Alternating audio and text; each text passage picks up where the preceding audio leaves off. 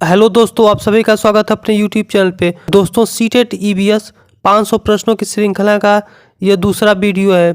इस वीडियो में हम प्रश्न संख्या 21 से लेकर प्रश्न संख्या 40 तक के प्रश्नों का डिस्कशन करेंगे।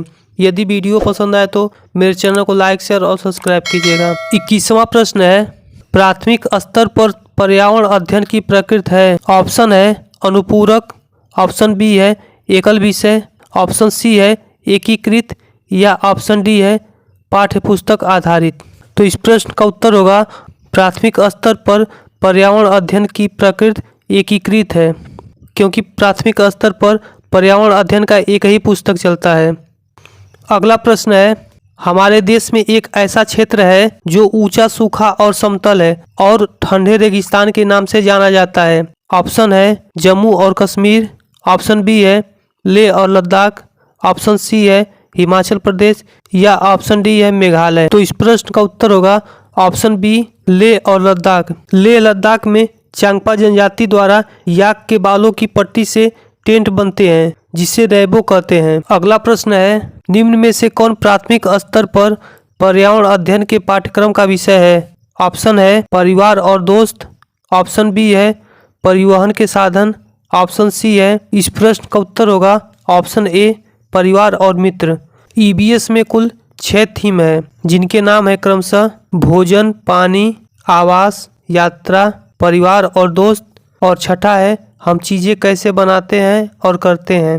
अगला प्रश्न है, मसालों का वह समूह जिसके प्रत्येक सदस्य को केरल में उगाया जाता है, वह कौन सा है? ऑप्शन है काली मिर्च, हल्दी, तेजपत्ता, ऑप्शन बी है तेजपत्ता, काली मिर्च, इलायची, ऑप्शन सी है जीरा, लाल मिर्च, तेजपत्ता या ऑप्शन डी है जीरा, काली मिर्च, इलायची। तो इस प्रश्न का उत्तर होगा ऑप्शन बी केरल में तेजपत्ता, काली मिर्च और इलायची उगाया जाता है।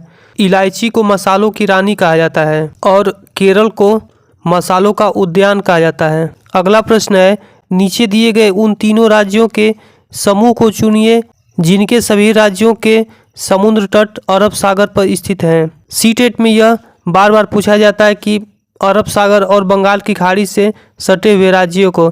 आइए ट्रिक के माध्यम से देखते हैं अरब सागर के तट पर कौन सा राज्य स्थित है। अरब सागर से सटे हुए राज्यों का ट्रिक है काका गुम होकर गोवा चले। तो पहले का से कर्नाटक और दूसरे का से केरल, गु से गुजरात, म से महाराष्ट्र तथा पांचवा है गोवा। अरब सागर से कुल 5 राज्य सीमा बनाते हैं। ऑप्शन ए में केरल, कर्नाटक और महाराष्ट्र है। तो केरल, कर्नाटक और महाराष्ट्र ये तीनों राज्य ऑप्शन ए में है। ऑप्शन ए सही होगा। आइए बंगाल से सटे हुए राज्यों का ट्रिक देखते हैं। बंगाल से सटे हुए राज्यों का ट्रिक है बोट। वी से वेस्ट बंगाल, ओ से उड़ीसा, ए से आंध्र प्रदेश और टी से तमिलनाडु।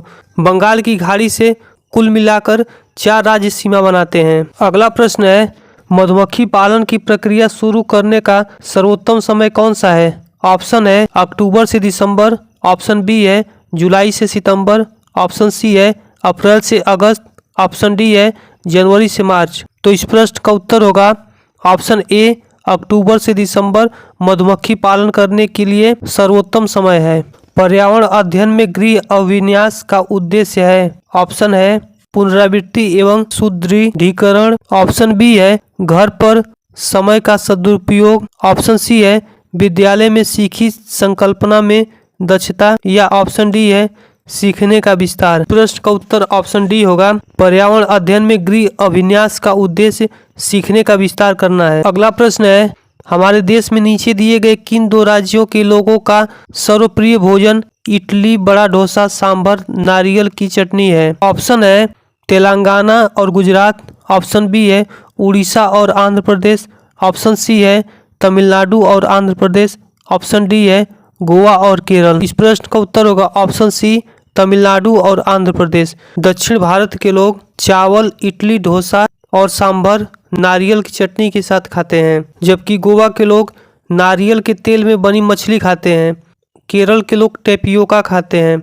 और गुजरात के लोग चूरमा बाटी खाते हैं। अगला प्रश्न है, पटसन का रेशा पटसन के पौधे के किस भाग से प्राप्त होता है? ऑप्शन है बीज से, ऑप्शन बी है पत्ती से, ऑप्शन सी है फूल से, या ऑप्शन डी है तना से। इस प्रश्न का उत्तर होगा ऑप्शन डी तना से। पटसन का रेशा पटसन के पौधे के तना से प्राप्त होता है। अगला प्रश्न है, पौधों के ऊपरी भागों से वाष्प के रूप में जल की क्षति को कहते हैं।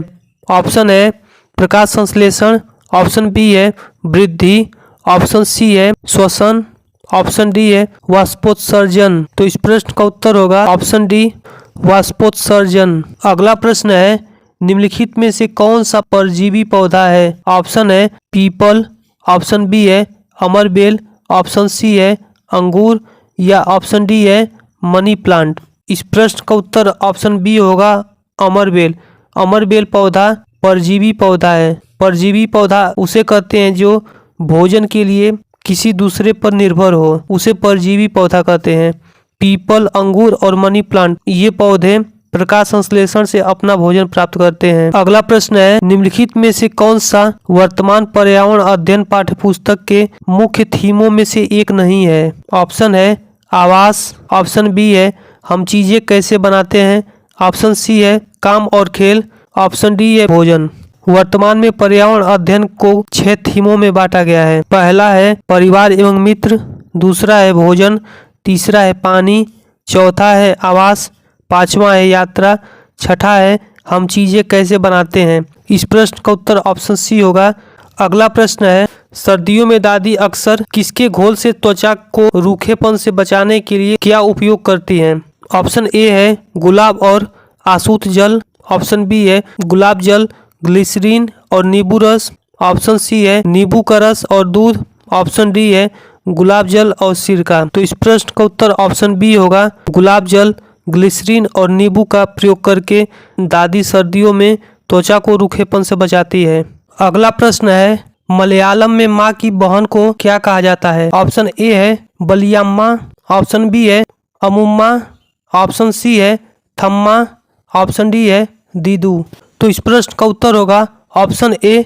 मलयालम में माँ की बहन को बलियम्मा कहते हैं। मलयालम में माँ को अम्मा कहते हैं, पिता को अचल कहते हैं, भाई को सहेधरण कहते हैं और बहन को सहोदरी कहते हैं। अगला प्रश्न है, ईबीएस की कक्षा में निम्नलिखित में से किस एक को कम किया जाना चाहिए? ऑप्शन है स्वतंत्रवाद संवाद को, ऑप्शन बी है चित्र पठन को, ऑप्शन सी है कथा को, ऑप्शन डी है विवरण को। तो इस प्रश्न का उत्तर होगा ऑप्शन डी।